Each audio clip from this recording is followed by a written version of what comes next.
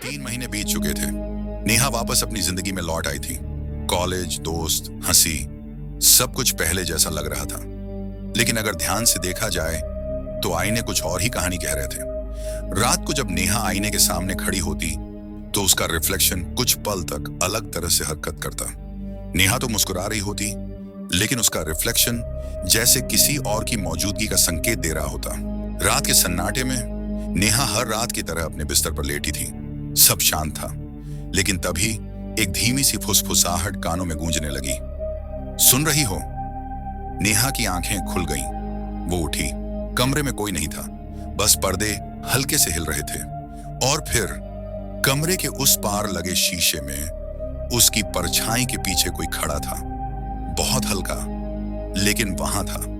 नेहा ने डरते हुए पूछा, कौन है? और जवाब आया बहुत हल्के स्वर में, संध्या।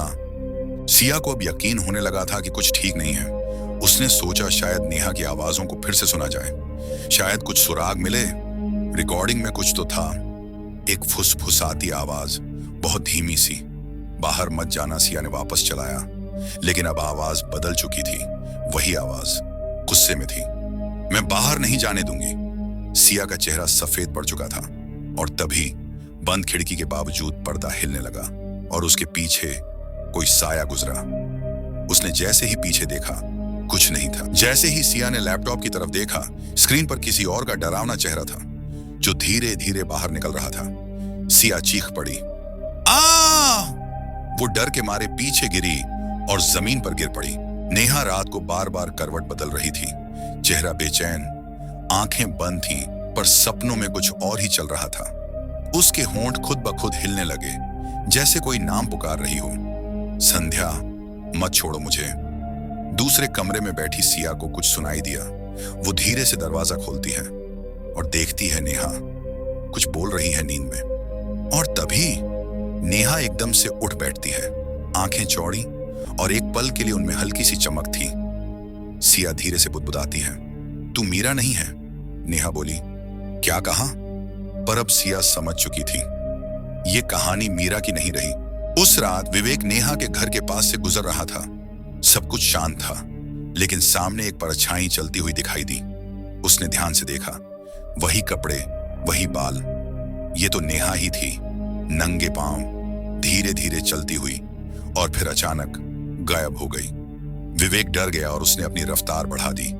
और जैसे ही वह मोड़ पर पहुंचा, वहां कोई नहीं था, बस पानी के गीले पैरों के निशान। घबराकर वह सीधा नेहा के घर पहुंचा। दरवाजा सिया ने खोला और नेहा तो अंदर बैठी थी, बिल्कुल शांत। विवेक ने जैसे ही नेहा की आंखों में देखा, वह हल्के से मुस्कुराई और पीछे दीवार पर एक साया गुजर गया। सिया ने कॉलेज की लाइब्रेरी में एक पुरानी किताब उठाई। कुछ तो था जो उसके दिल को खींच रहा था। और फिर एक पुरानी तस्वीर। साल था 1962। एक लड़की जो बिल्कुल नेहा जैसी दिखती थी। सिया सन्न रह गई। ये वही चेहरा था, वही आंखें, और पीछे की दीवार पर कोई साया सरक रहा था। किताब में लिखा था, उस लड़की की मौत रहस्यमय थी, उसका शरीर कभी नहीं मिला। जगह थी पुरानी संध्या विला, मनाली। सिया ने धीरे से बुदबुदाया, संध्या।